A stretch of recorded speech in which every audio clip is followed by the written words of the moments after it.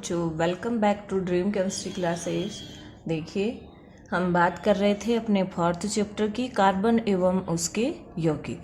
तो देखो, इस चैप्टर के अंदर आज के इस वीडियो लेक्चर में हम डिस्कस करेंगे कार्बनिक यौगिकों के रासायनिक गुणधर्म के बारे में। रासायनिक गुणधर्म मीन्स इसकी रिएक्शंस के बारे में, जो ऑर्गेनिक कंपाउंड हैं उनके हम अभिक्रियाएं देखेंगे। तो देखो, जो कार्बनिक यौगिक हैं वो मुख्य रूप से 4 प्रकार की अभिक्रियाएं शो करते हैं। नंबर फर्स्ट है दहन। दहन को इंग्लिश में क्या कहते हैं? कंबशन। एंड सेकंड नंबर पे है ऑक्सीकरण, ऑक्सीडेशन।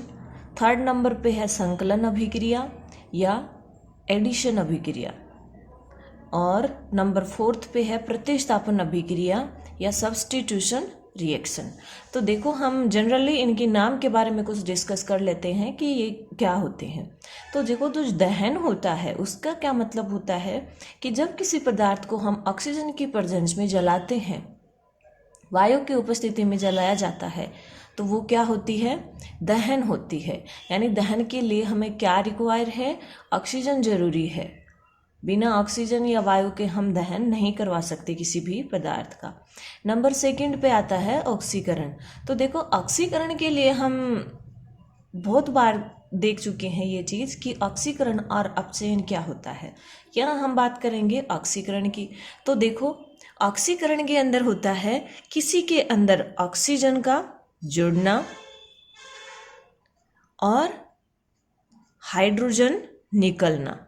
चाहे तो ऑक्सीजन जुड़ रही हो कहीं और चाहे हाइड्रोजन निकल रहा हो, दोनों ही कंडीशन में क्या होता है? ऑक्सीकरण होता है।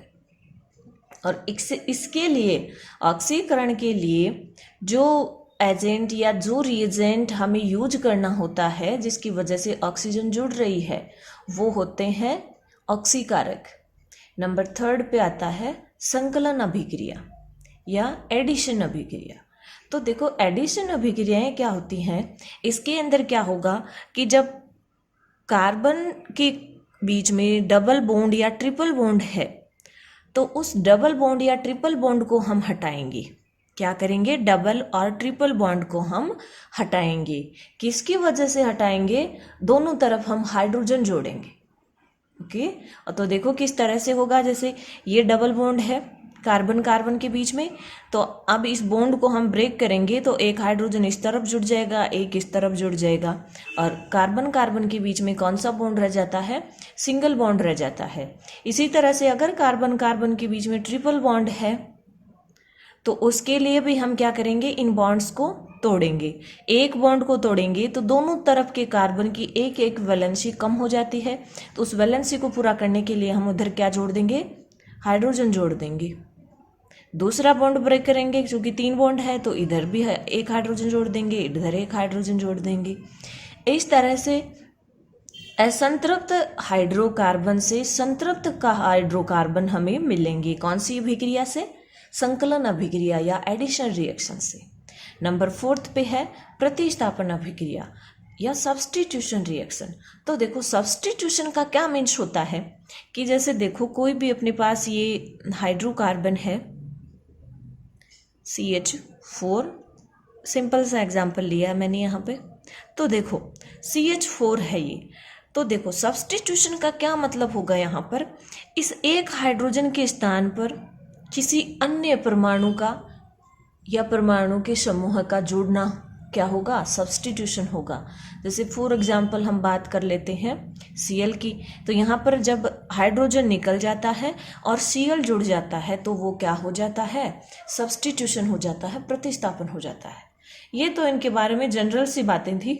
अब हम स्टेप बाय स्टेप इनको एक एक करके डीपली स्टडी करेंगे। तो देखो, सबसे फर्स्ट अपना इनका रासायनिक गुणधर्म आता है दहन या कंबशन। तो देखो, जो कंबशन होता है वो क्या होता है? कार्बनिक यौगिकों का ऑक्सीजन या वायु की उपस्थिति में जलाना ही दहन कहलाता है। कार्बन के यौगिकों का दहन करने पर कार्बन डाइऑक्साइड गैस व जल बनाते हैं तथा प्रचुर मात्रा में प्रकाश व ऊष्मा उत्पन्न करते हैं। तो देखो, प्रकाश और ऊष्मा उत्पन्न करते हैं, क्योंकि ये क्या है? कार्बनिक यौगिक है। ठीक है।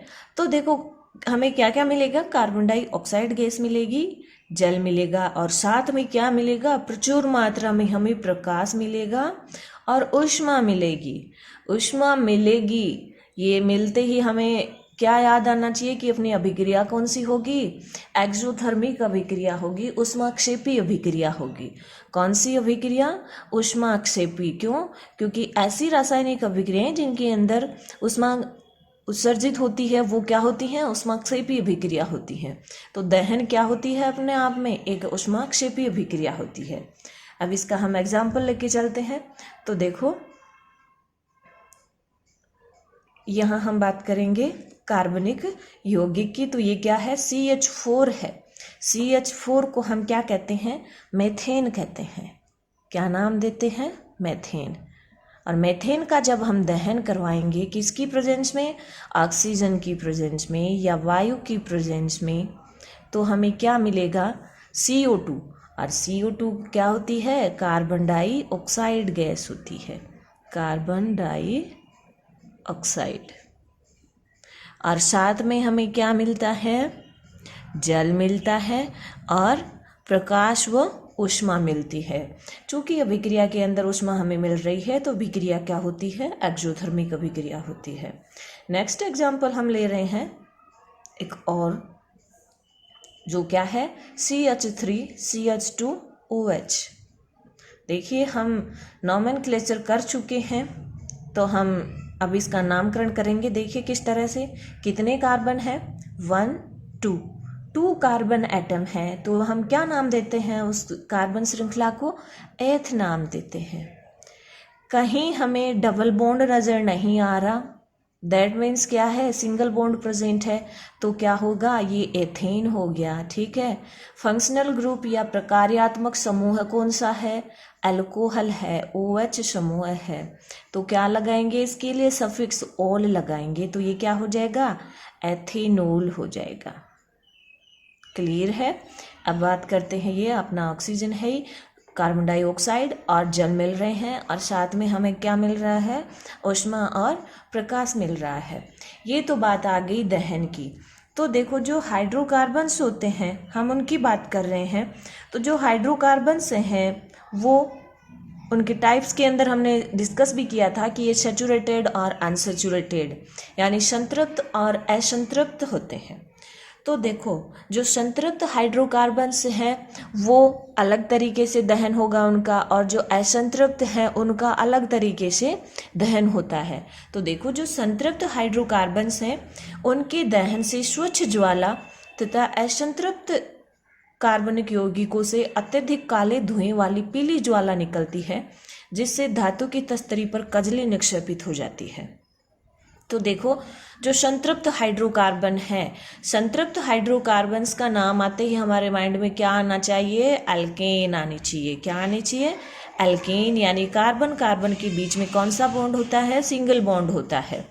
तो देखो जो अपने सैचुरेटेड या संतृप्त हाइड्रोकार्बन है उनके दहन से स्वच्छ ज्वाला मिलती है। कैसी ज्वाला, स्वच्छ ज्वाला बनती है उसकी दहन से। जबकि जो असंतृप्त हैं, असंतृप्त कौन से, एल्कीन और एल्काइंस, उनका जब हम दहन करवाते हैं तो अत्यधिक काले धुएं वाली पीली ज्वाला निकलती है। अब काले धुएं वाली निकलेगी तो जो तस्तरी है उस पर कजली निक्षेपित हो जाती है। ये डिफरेंस हो गया संतृप्त और असंतृप्त हाइड्रोकार्बन के दहन में। अब देखो जो संतृप्त हाइड्रोकार्बन है उनसे भी कजली ज्वाला बनती है। कब, जब हम उसका अपूर्ण दहन करवाते हैं या ऑक्सीजन की मात्रा क्या हो जाती है, सीमित हो जाती है, प्रचुर मात्रा में दहन के लिए ऑक्सीजन नहीं मिलती है, तो संतृप्त जो हाइड्रोकार्बन है उनसे भी क्या होता है, कजली ज्वाला बनती है। नेक्स्ट आता है कि यदि बर्तनों के तले काले दिखाई दें तो इसका क्या अर्थ है। भाई अपने बर्तन, कई बार क्या होता है जो अपने खाना बनाने के बर्तन होते हैं उनकी जो तले हैं वो हमें कैसे दिखाई देते हैं, काले दिखाई देते हैं। ऐसा क्यों होता है, तो देखो इसका मतलब है कि जो भी अपना गैस या जो कैरोसिन स्टोव है उसके जो वायु छिद्र हैं वो क्या है, अवरुद्ध है। क्या है, अवरुद्ध है। उनसे प्रचुर मात्रा में ऑक्सीजन है वो दहन के लिए मिल नहीं पा रही है। तो वो वायु छिद्र अवरुद्ध होने की वजह से ऑक्सीजन प्रचुर मात्रा में नहीं मिलेगी। ऑक्सीजन नहीं मिलेगी तो ईंधन का क्या होगा, अपूर्ण दहन होगा।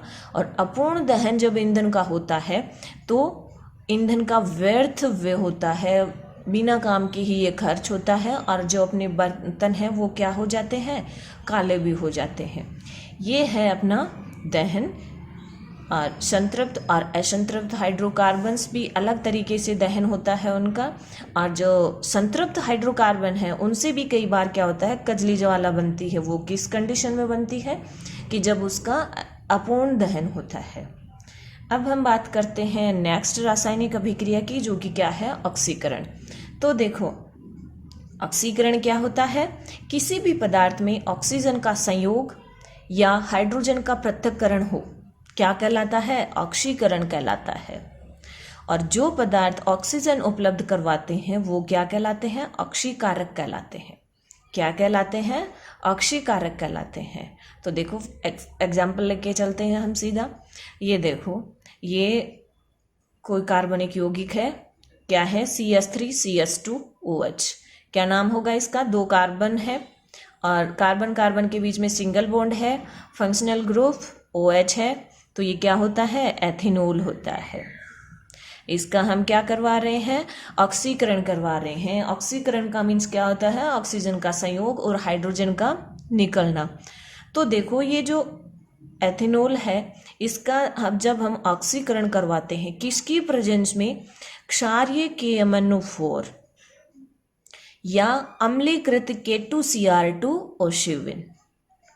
ये क्या है, यहाँ पर ऑक्सीकारक है। क्या है, ऑक्सीकारक है, जिनकी वजह से क्या होता है, ऑक्सीजन जुड़ती है और हमें क्या प्रोडक्ट मिलता है या उत्पाद क्या मिलता है।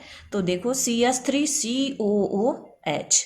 COOH आते ही ये क्या बन गया, अपना कार्बोक्सिलिक अम्ल बन गया। और कार्बोक्सिलिक अम्ल का नोमेनक्लेचर हमने किया था, तो देखो किस तरह से किया था, कितने कार्बन एटम है, 1 और 2 कार्बन एटम है। कार्बन कार्बन के बीच में सिंगल बॉन्ड प्रेजेंट है, तो एथेन और COOH समूह है या कार्बोक्सिल समूह जहाँ पर प्रेजेंट होता है वहाँ पर हम सफिक्स क्या लगाते हैं, ओइक एसिड। तो ये क्या बन जाएगा, एथेनोइक एसिड। क्या बन गया, एथेनोइक एसिड। तो एथेनॉल के ऑक्सीकरण से हमें क्या मिला है, एथेनोइक अम्ल बना है। और ये जो जहाँ पर क्षारीय KMnO4 और अम्लीकृत K2Cr2O7 ये दोनों क्या है, यहाँ पर ऑक्सीकारक हैं। तो ऑक्सीकारक क्या होते हैं कि जो ऑक्सीजन उपलब्ध करवाने का काम करते हैं अभिक्रिया के अंदर, वो क्या होते हैं, ऑक्सीकारक होते हैं। क्लियर है। नेक्स्ट 2 अभिक्रियाओं की बात करेंगे हम सेकंड लेक्चर में, तब तक आप इनको देखिए, समझिए। अगर आपको वीडियो पसंद आता है तो आप इसको लाइक और शेयर करें, और जो अपना चैनल है ड्रीम केमिस्ट्री क्लासेज उसको सब्सक्राइब करें ताकि लेटेस्ट वीडियो की नोटिफिकेशन आप तक पहुंच सके। Thank you.